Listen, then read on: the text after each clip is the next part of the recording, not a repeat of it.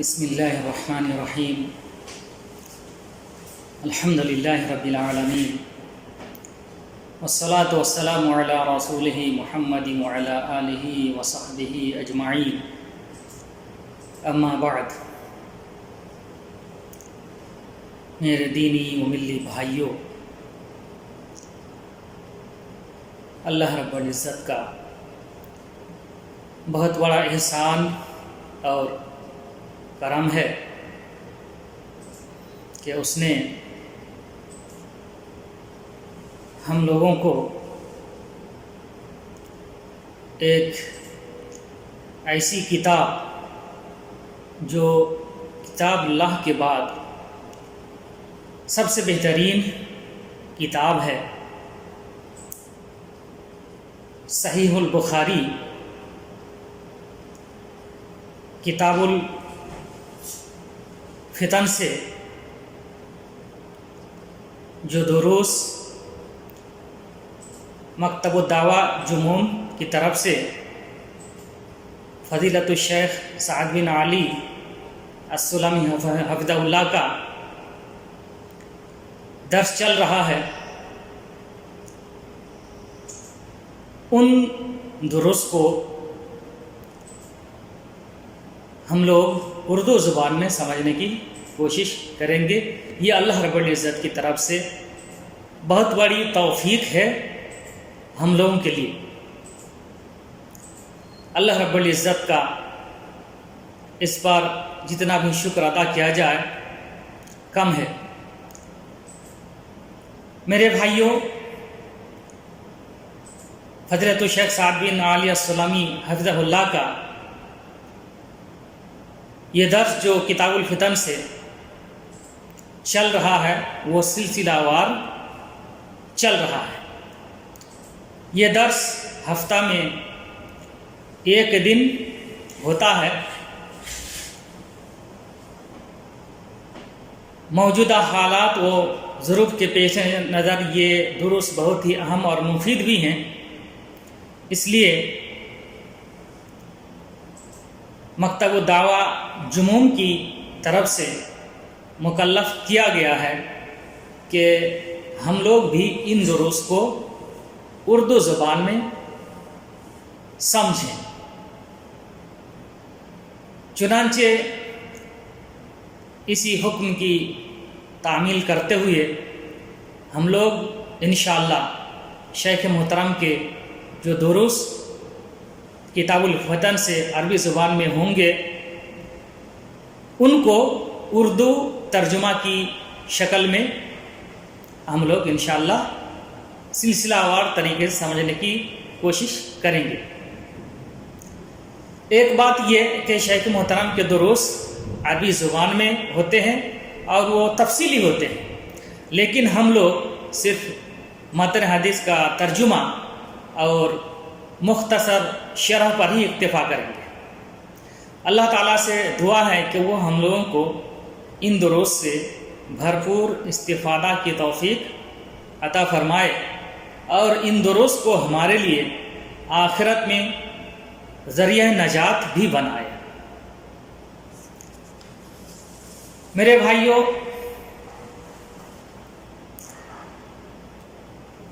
یہ ہم لوگ جیسے جانتے ہی ہیں کہ اللہ تعالیٰ کی کتاب کے بعد سب سے صحیح ترین کتاب ہے یہ صحیح البخاری۔ اس کے مؤلف ابو عبداللہ محمد بن اسماعیل البخاری ہیں، جن کی پیدائش 194 ہجری اور وفات 256 ہجری میں ہوئی۔ ہم لوگ چونکہ اس کتاب کے کتاب الفتن کو سمجھنے کی کوشش کریں گے، اس لیے فتن سے متعلق کچھ بنیادی باتوں کا جاننا بھی ضروری ہے۔ میرے بھائیوں، فتن یہ فتنہ کی جمع ہے۔ وَهِيَ مَا يَفْتِنُ الْمَرْءَ عَنْ دِينِهِ، یعنی فتنہ وہ شے ہے، وہ چیز ہے جو انسان کو اپنے دین سے دور کر دے، ہٹا دے۔ فتنہ کے اور کئی معنی آتے ہیں، مثال کے طور پر اختبار، آزمائش، اسی طرح مصیبت و عذاب، گمراہی، کفر وغیرہ۔ میرے بھائیوں، فتنہ دراصل یہ کئی طرح کا ہوتا ہے۔ فتنہ شبہات فی الدین، یعنی یہ فتنہ کبھی دین کے معاملات میں شبہات کے تعلق سے یہ فتنہ رونما ہوتا ہے۔ اسی طرح یہ کبھی فتنہ شہوات کی شکل میں سامنے آتا ہے۔ اسی طرح کبھی کبھی فتنہ حروب بھی ہوتا ہے، یعنی قتل و قتال کا فتنہ۔ تو یہ فتنہ کبھی فتنہ شبہات ہوتا ہے، کبھی فتنہ شہوات ہوتا ہے، یعنی خواہشات کا فتنہ، اور کبھی فتنہ حروب ہوتا ہے، یعنی قتل و قتال اور خون ریزی کا فتنہ۔ فتنہ شبہات فی الدین کی مثال جیسے بدعتی فرقوں کا عقیدہ فاسدہ۔ مثال کے طور پر خوارج کا عقیدہ ہے کہ مرتکب کبیرہ وہ کافر ہے۔ بے شک یہ ایک غلط عقیدہ ہے اور یہ ایک بہت بڑا فتنہ ہے دین کے اندر۔ کسی بھی شخص کو ایک غیر معقول سبب پر ہی اس کو کافر قرار دیا جائے، یہ صحیح بات نہیں ہے۔ کسی کو کافر قرار دینا یہ بہت بڑی جرات کی بات ہے۔ اس کے لیے معقول وجہ اور سبب ہونی چاہیے، تب بھی اس طرح کی بات کہی جا سکتی ہے۔ معمولی بات پر اور غیر معقول سبب کی بنیاد پر کسی کو کافر نہیں قرار دیا جا سکتا۔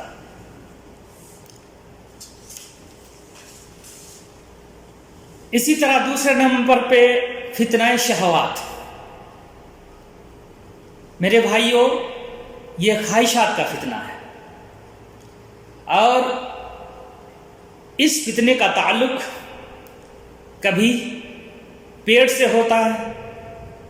جیسے ایک انسان اپنا پیٹ بھرنے کے لیے، اپنے بال بچوں کا پیٹ بھرنے کے لیے حلال و حرام کی تمیز نہ کرے، سودی کاروبار کا سہارا لے لے، دوسرے کے حقوق سے دوسروں کو ان کے حقوق سے محروم کر دے، یعنی جائز ناجائز کسی بھی طریقے سے وہ مال حاصل کرنے کی کوشش کرے، روزی روٹی حاصل کرنے کی کوشش کرے، تو یہ بھی ایک بہت بڑا فتنہ ہے۔ اسی طرح یہ خواہشات کا فتنہ، اس کا تعلق فرض سے بھی ہو سکتا ہے۔ مثلا ایک انسان اپنی جنسی خواہشات کی تکمیل کے لیے زنا وغیرہ کا ارتکاب کر بیٹھے، تو یہ بھی ایک بہت بڑا فتنہ ہے۔ تیسرے نمبر پہ فتنہ حروب، یعنی قتل و قتال کا فتنہ۔ میرے بھائیو، یہ ایک بہت بڑا فتنہ ہے۔ اللہ کے رسول صلی اللہ علیہ وسلم نے اس تعلق سے فرمایا، والذی نفسی بیدہ لا تذهب الدنیا حتی یأتی علی الناس یوم لا یدری القاتل فیما قتل ولا یدری المقتول فیما قتل، فقیل کیف یکون ذلک؟ قال الحرج، القاتل والمقتول فی النار۔ حدیث کا مطلب ہے، قسم ہے اس ذات کی جس کے ہاتھ میں میری جان ہے، یہ دنیا ختم نہیں ہوگی یہاں تک کہ لوگوں کے سامنے ایسا دن آ جائے ایسا وقت آ جائے کہ ایک قاتل نہیں جان پائے کہ کس چیز کی بنیاد پر اس نے قتل کیا، اسی طرح مقتول کو بھی یہ پتہ نہ ہو کہ وہ کس بنیاد پر قتل کیا گیا۔ اللہ کے رسول صلی اللہ علیہ وسلم سے کہا گیا یہ کیسے ہوگا؟ تو آپ صلی اللہ علیہ وسلم نے فرمایا الحرج، یعنی فتنہ کے سبب ایسا ہوگا، ایک فتنہ کی شکل اختیار کر جائے گی یہ چیز۔ القاتل والمقتول فی النار، قتل کرنے والا اور جس کو قتل کیا جائے یہ دونوں جہنم میں جائیں گے۔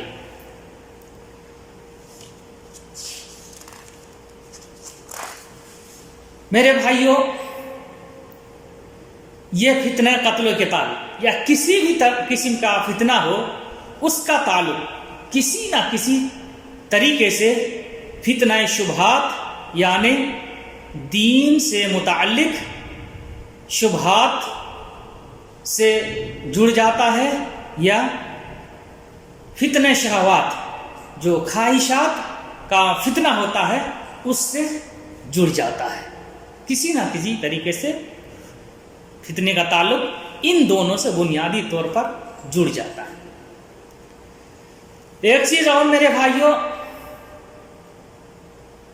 کوئی بھی فتنہ جب رونما ہوتا ہے تو وہ اللہ تعالیٰ کی طرف سے ہوتا ہے، اس میں کوئی نہ کوئی مصلحت ضرور ہوتی ہے۔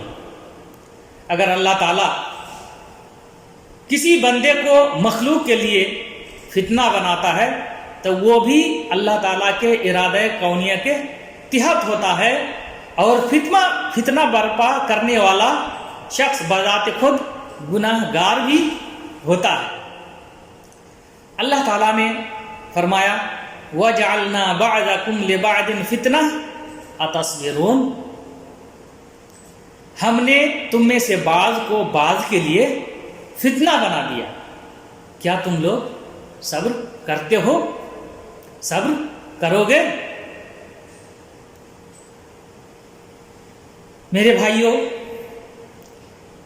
دراصل اللہ تعالیٰ فتنہ کے ذریعے اپنے بندوں کا امتحان لیتا ہے اور ان کے ایمان کی پرکھ کرتا ہے، اور یہ فتنہ خیر کا بھی ہو سکتا ہے اور فتنہ شر کا بھی ہو سکتا ہے۔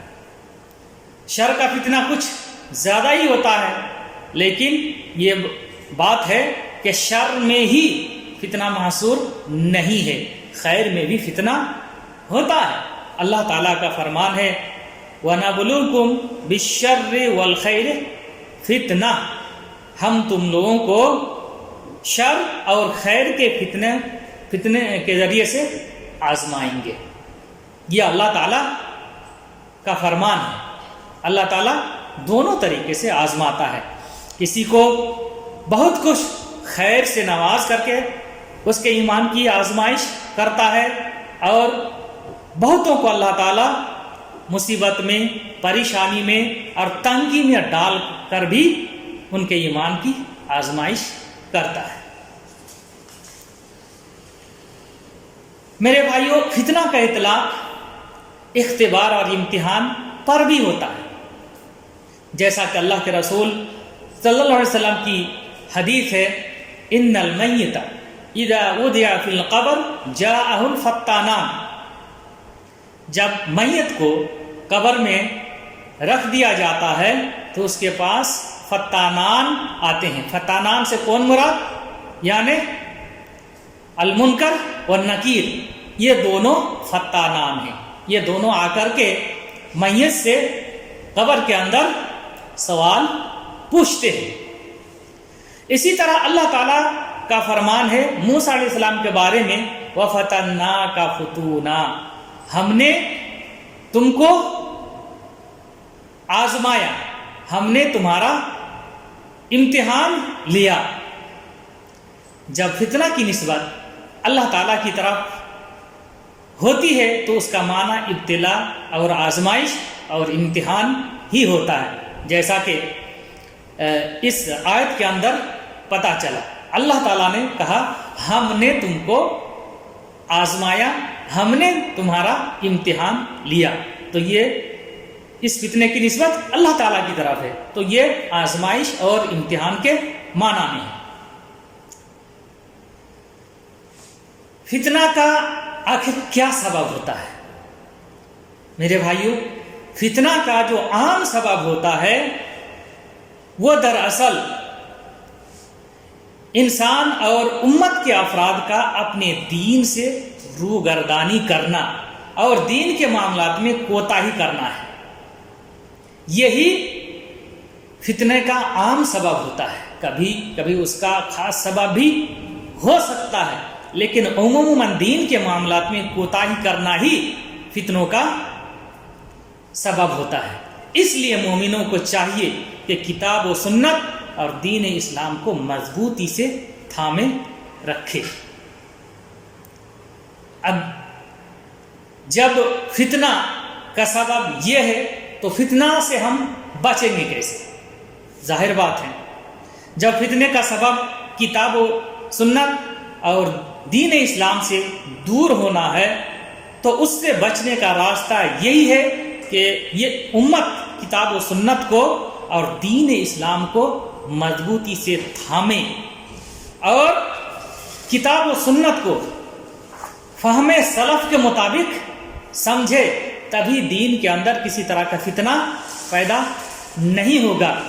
اور اسی طرح احکام دین پر، احکام شریعت پر مکمل طریقے سے عمل کرے اور معاصی اور ذنوب کے ارتکاب سے پوری طرح بچے اور توبہ و استغفار کرتا رہے. اگر امت کے اندر یہ باتیں پائی جائیں گی، اس طرح کی سوچ امت کے افراد میں پیدا ہوگی اور اس کے مطابق عمل ہوگا، تو انشاءاللہ اللہ رب العزت کے فضل و کرم سے یہ امت فتنہ سے محفوظ رہے گا. میرے بھائیوں، مؤلف کتاب امام بخاری رحمۃ اللہ علیہ نے کتاب الفتن کے سب سے پہلے باب کے اندر اللہ تعالیٰ کا اس قول کو ذکر کیا ہے، وَاتَّقُوا فِتْنَةً لَا تُصِيبَنَّ الَّذِينَ ظَلَمُوا مِنْكُمْ خَاصَّةً. آیت مذکورہ کا معنی یہ ہے کہ تم لوگ اس فتنہ سے بچو جو تم میں سے صرف ظالموں کو لاحق نہیں ہوگا، یعنی اس فتنے سے ظالم اور گناہگار بھی دو چار ہوں گے اور ساتھ ساتھ عام لوگ بھی اس سے متاثر ہوں گے. یہ اللہ تعالیٰ کی سنت ہے کہ جب گناہ اور معاصی کی کثرت ہو جاتی ہے تو اللہ تعالیٰ کی طرف سے عذاب بھی آتا ہے اور اس وقت ظالمین اور عام لوگ کے اندر کوئی تفریق نہیں ہوتی ہے. عام لوگ اگر جب فتنہ کا ظہور ہوتا ہے، فتنہ کی ابتدا ہوتی ہے اور گناہوں کی کثرت ہوتی ہے، تو ایسی صورت میں جو سماج میں عام لوگ ہوتے ہیں، دوسرے لوگ ہوتے ہیں جو فتنہ سے دور ہوتے ہیں، تو ان کی بھی ذمہ داری ہے کہ ایسے لوگوں کو جو فتنہ ابھار رہا ہے، گناہوں کا کام کر رہا ہے، معاصی کو فروغ دے رہا ہے، ان کو روکے. اگر قدرت ہے تو ضروری ہے ان کو روکنا. اگر ایسا نہیں کرتا ہے تو پھر اللہ تبارک و تعالی ظالموں کو بھی اور ایسے لوگوں کو جو ظالموں کو ظلم کرتے ہوئے، فتنہ کرتے ہوئے اور گناہ کرتے ہوئے دیکھتے ہیں، ان کو قدرت کے باوجود نہیں روکتے ہیں، ان کو بھی عذاب میں مبتلا کرتا ہے اور سارے لوگ اس عذاب میں پسے جاتے ہیں. جیسا کہ اللہ کے رسول صلی اللہ علیہ وسلم کی حدیث ہے، ان الناس اذا رأوا المنکر فلم یغیروہ اوشک ان یعمہم اللہ بعقاب من عندہ۔ حدیث کا مطلب ہے کہ جب لوگ اپنے سامنے منکر ہوتے ہوئے دیکھے اور پھر اس کو نہ روکے، اس کو نہ بدلے، اس حالت کو نہ بدلے، یعنی اس کو اس منکر کام کو نہ روکے، تو قریب ہے کہ اللہ رب العزت اپنی طرف سے تمام لوگوں کو عذاب میں مبتلا کر دے، کہ ایک عام عذاب لائے جس سے سارے لوگ پس جائیں۔ ایسا اللہ تعالیٰ کا طریقہ کار رہا ہے، یعنی خاص طور پر جب کھلے عام منکر ہو اور معاصی کا ارتکاب کیا جا رہا ہو اور ارد گرد کے لوگ قدرت کے باوجود نہ روک رہے ہوں، تو ایسی خاموشی کے سبب اللہ تبارک تعالیٰ کی طرف سے عذاب آتا ہے اور پھر سارے لوگ اس میں پس جاتے ہیں۔ تو پتہ یہ چلا کہ انسان دوسرے کے شر سے محفوظ نہیں رہ سکتا اگر اپنا فرض کی ادائیگی نہ کرے قدرت کے باوجود۔ ظاہر بات ہے اگر فتنہ کو پہلے ہی روک دے گا تو تمام لوگ اس سے محفوظ رہیں گے، اس فتنے کے سبب عذاب نہیں آئے گا، ظالمین بھی بچ جائیں گے اور جو عام لوگ ہیں سماج میں رہتے ہیں وہ لوگ بھی اس سے بچ جائیں گے۔ اس آیت سے پتہ چلتا ہے کہ امر بالمعروف اور نہی عن المنکر کا کام واجب ہے، یہ اس کے لیے کھلی دلیل ہے۔ واتقوا فتنة لا تصيبن الذين ظلموا منكم خاصة، یہ آیت واضح دلیل ہے امر بالمعروف اور نہی عن المنکر کے وجوب کا۔ میرے بھائیوں، یہ کام بے شک علماء پر واجب ہے، لیکن ہر شخص بقدر استطاعت اس کا مکلف ہے۔ ایک شخص اپنے گھر میں بال بچوں کے ساتھ رہتا ہے، اگر گھر کے کسی فرد میں کوئی منکر کام دیکھتا ہے تو کارگر طریقے سے اور مناسب طریقے سے اسے روکنا ضروری ہے، یہ ان کی ذمہ داری ہے، چونکہ وہ گھر کا ذمہ دار ہے۔ اس طرح ہر شخص اگر اپنی ذمہ داری نبھاتا رہے گا تو سماج و معاشرہ میں جرائم اور گناہ کو پنپنے کا موقع نہیں مل پائے گا، اور ایک اسلامی معاشرہ اور اسلامی سماج بنا رہے گا۔ میرے بھائیوں، قدرت کے باوجود برائیوں سے نہ روکنا ہی دراصل بنی اسرائیل پر لعنت کا سبب ہے۔ اللہ تعالیٰ نے بیان فرمایا، لعن الذین کفروا من بنی اسرائیل علی لسان داؤد وعیسی ابن مریم ذلک بما عصوا وکانوا یعتدون۔ بنی اسرائیل میں سے جن لوگوں نے کفر کیا ان پر لعنت کی گئی ہے، داؤد علیہ السلام کی زبانی اور عیسیٰ ابن مریم کی زبانی۔ ذالک بما عصوا وکانوا یعتدون، یہ ان کی نافرمانی اور حد سے تجاوز کرنے کے سبب ہوا۔ کانوا لا یتناہون عن منکر فعلوہ لبئس ما کانوا یفعلون۔ وہ لوگ آپس میں ایک دوسرے کو برائی سے نہیں روکتے تھے جو وہ کرتے تھے، لبئس ما کانوا یفعلون، ان کا یہ کام، ان کا یہ فعل بہت ہی برا تھا، یعنی ان کو روکنا چاہیے تھا، روکنا ان کے لیے ضروری تھا اور نہیں روکا، جس کے سبب ان پر لعنت کی گئی ہے۔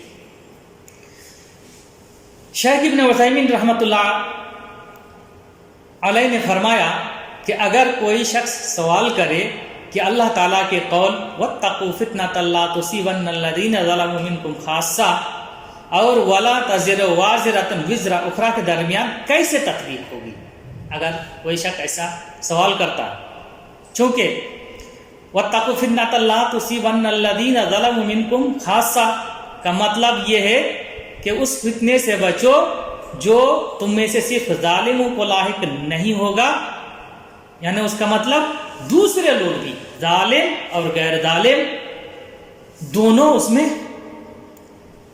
مبتلا ہوں گے۔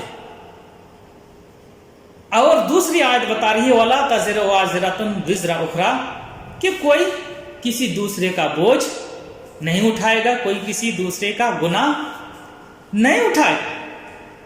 تو یہ کیسے دونوں کے درمیان تطبیق ہوگی؟ تو شیخ رحمۃ اللہ علیہ نے فرمایا کہ قدرت کے باوجود منکر اور برے کاموں سے نہ روکنا ہی ان کا گناہ ہے۔ عام لوگوں کا گناہ یہی ہے کہ ظالمین جب گناہ کا کام کرتے ہیں، ظلم کرتے ہیں، ان کو اگر نہیں روکتے ہیں قدرت کے باوجود تو یہ عام لوگوں کا گناہ ہے، اس لیے عام لوگ اس میں مبتلا ہوں گے، اس عذاب میں، اس فتنے میں۔ اگر وہ لوگ آپس میں ایک دوسرے کو برائی سے روکتے رہیں گے تو عذاب سے محفوظ رہیں گے۔ یہ شیخ ابن عثیمین رحمۃ اللہ علیہ نے فرمایا۔ لیکن اگر برائی کو روکنے کے باوجود عام عذاب آتا ہے اور سارے لوگ اس سے دوچار ہوتے ہیں تو نیک لوگ جنہوں نے برائی سے روکنے کی کوشش کی اور انہوں نے اپنا فرض نبھایا، وہ لوگ آخرت کے عذاب سے محفوظ رہیں گے۔ اللہ تعالیٰ آخرت میں ان کو عذاب نہیں دے گا، لیکن ظالمین آخرت کے عذاب سے بھی دوچار ہوں گے۔ اور دنیا میں انہوں نے جو عذاب جھیلا، کن لوگوں نے؟ جنہوں نے ظلم نہیں کیا اور ظالمین کو روکنے کی کوشش بھی کی، اس کے باوجود دنیا کے عذاب سے وہ دوچار ہوئے، تو یہ جو ہے ان کے گناہوں کا کفارہ ہوگا۔ ظاہر بات ہے اس دنیا میں کچھ نہ کچھ ہر انسان گناہ کرتا ہے، تو یہ ان کے گناہوں کے لیے کفارہ ہو جائے گا اور آخرت میں بلندی درجات کا سبب بنے گا۔ یہ فائدہ ہے۔ اور اللہ تعالیٰ ظالم نہیں ہے کہ عام لوگوں کو جو گناہ نہ کرے ان کو بھی سزا دے۔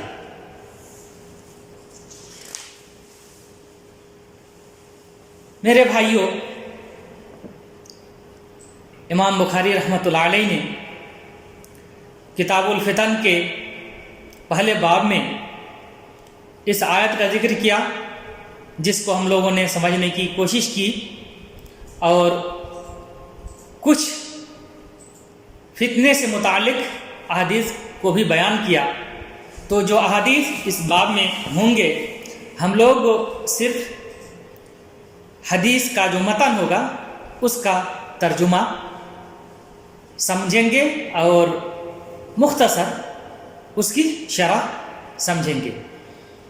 تو اس پہلے باب میں پہلی حدیث یہ ہے، حدثنا علی بن عبداللہ قال حدثنا بشر بن السری قال حدثنا نافع بن عمر عن ابن ابی ملیکہ قال قالت اسماء عن النبی صلی اللہ علیہ وسلم قال انا على حوضی انتظر من يرد علی فیؤخذ بناس من دونی اقول امتی فیقال لا تدری مشوا علی القہقراء قال ابن ابی ملیکہ اللہم انا نعوذ بک ان نرجع علی اعقابنا او نفتن۔ اسماء سے مراد اسماء بنت ابی بکر رضی اللہ عنہا ہیں۔ وہ فرماتی ہیں کہ اللہ کے رسول صلی اللہ علیہ وسلم نے فرمایا انا علی حوضی انتظر من یرد علی، میں حوض پر انتظار کروں گا ان لوگوں کا جو میرے پاس آئیں گے۔ فَيُؤْخَذُ بِنَاسٍ مِّن دُونِي، تو کچھ لوگوں کو میرے پاس پہنچنے سے پہلے ہی پکڑ لیا جائے گا، گرفتار کر لیا جائے گا، تو میں کہوں گا امتی، یہ لوگ میری امت کے لوگ ہیں. فیقال تو کہا جائے گا لا تدری آپ نہیں جانتے. مشوا علی القہقرہ وہ لوگ الٹے پاؤں پھر گئے. قال ابن ابی ملیکہ ابن ابی ملیکہ نے کہا اللہم انا نعوذ بک ان نرجع علی اعقابنا او نفتن. اے اللہ ہم آپ کی پناہ چاہتے ہیں اس بات سے کہ ہم لوگ الٹے پاؤں پھر جائیں یا ہم لوگ فتنے میں پڑ جائیں. میرے بھائیوں،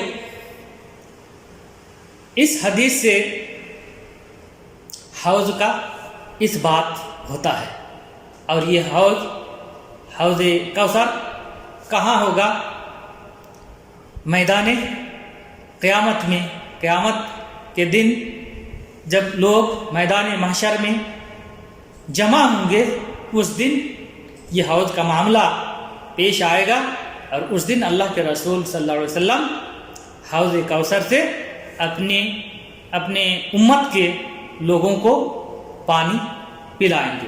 تو اس حدیث سے حوض کا ثبوت ملتا ہے، حوض کا اس بات ہوتا ہے. اور اسی حدیث سے ان لوگوں کا رد بھی ہو جاتا ہے جن لوگوں نے حوض کا انکار کیا. کچھ گمراہ اور باطل فرقے ہیں جنہوں نے اس حوض کا انکار بھی کیا ہے، تو ان کا رد ہو جاتا ہے. حوض سے متعلق جو احادیث وارد ہیں وہ متواتر ہیں، یعنی بڑی تعداد میں روات نے ان احادیث کو بیان کیا ہے.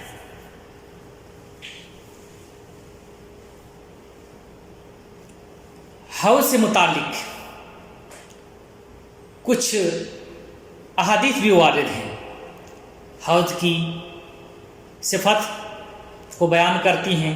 اسی طرح حوض کا جو پانی ہوگا، اس پانی کی کیا صفت ہوگی، اس کے بارے میں بھی ان احادیث میں ذکر ہے.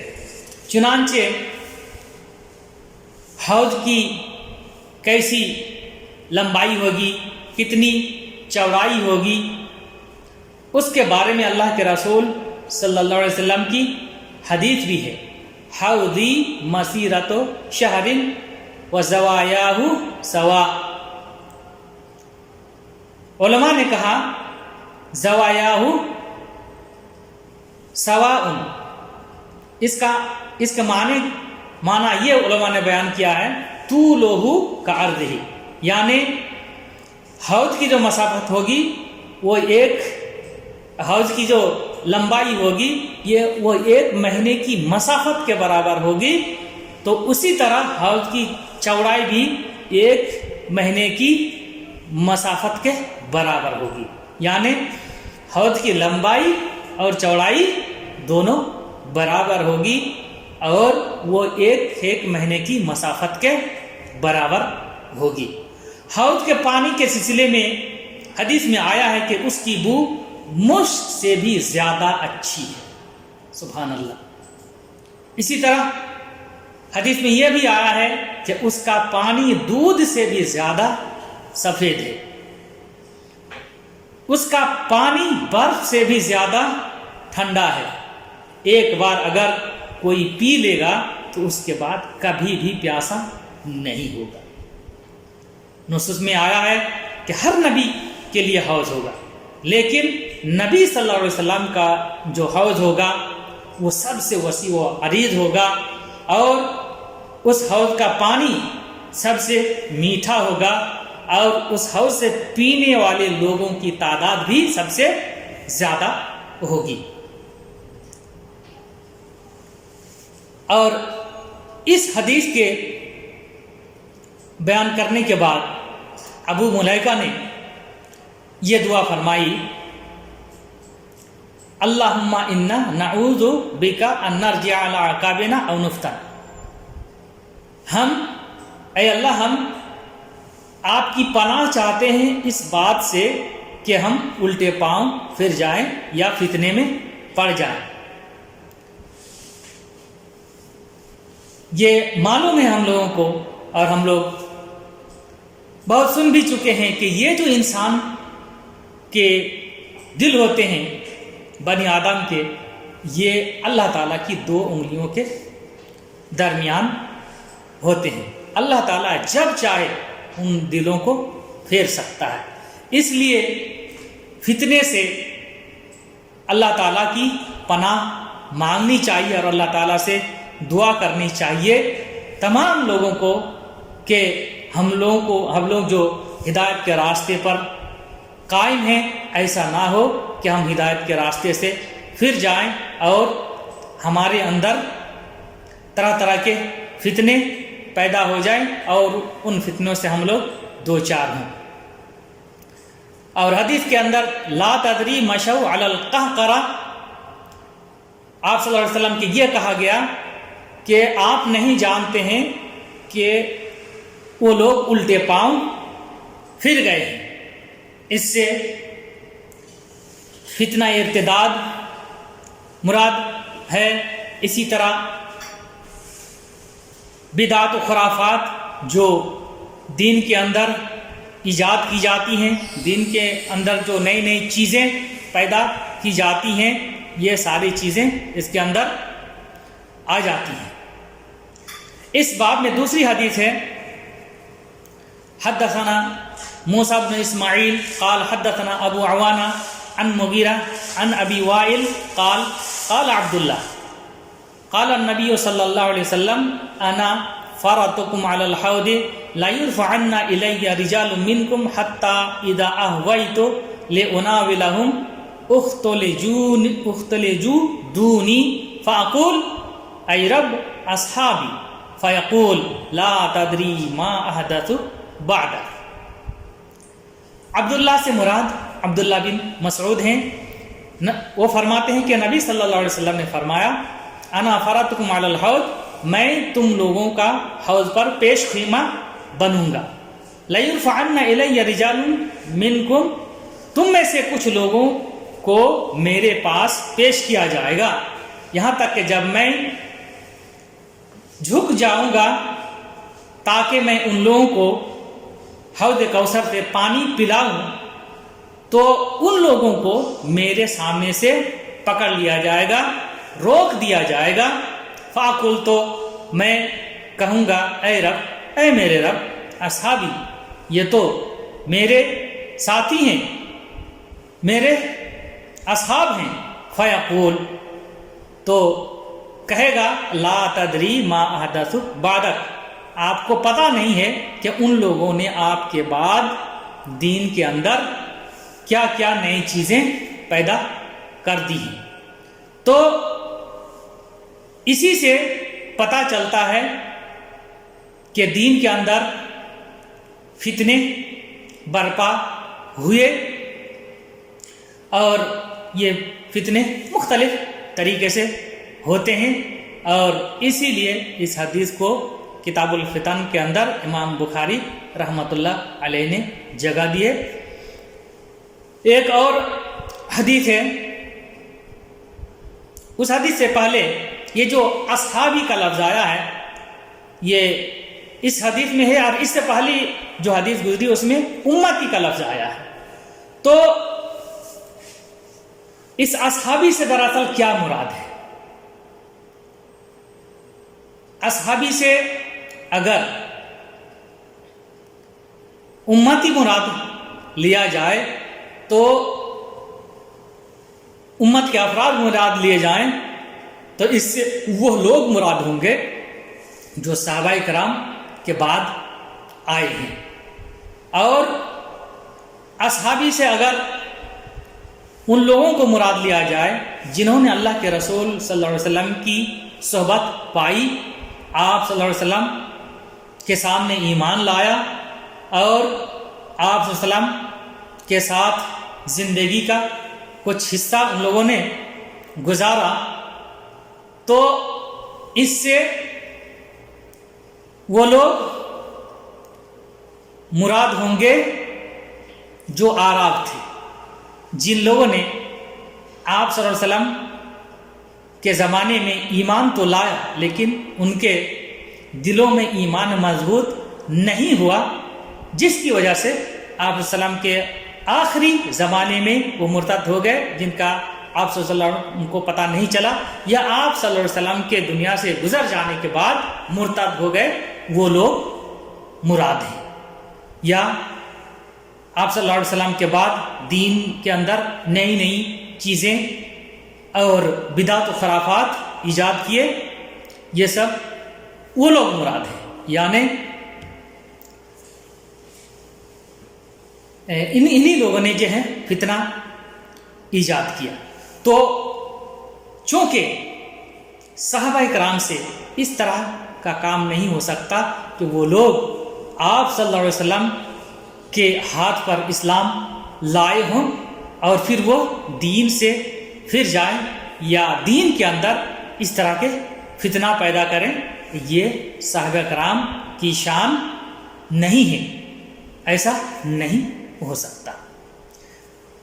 اس باب کی آخری حدیث حدثنا یحیی بن بکیر حدثنا یعقوب بن عبد الرحمن عن ابی حازم قال سمعت سہل بن سعد يقول سمعت النبي صلی اللہ علیہ وسلم يقول انا فرطكم على الحوض من ورده شرب منه ومن شرب منه لم يظمأ بعده ابدا لا يردن علي اقوام اعرفهم ويعرفوني ثم يحال بيني وبينهم قال ابو حازم فسمعني النعمان بن ابي عياش وانا احدثهم هذا فقال هكذا سمعت سهلا فقلت نعم قال وانا اشهد على ابي سعيد الخدري لسمعته يزيد فيه قال انهم مني فيقال انك لا تدري ما بدل بعدك فاقول سحقا سحقا لمن بدل بعدي۔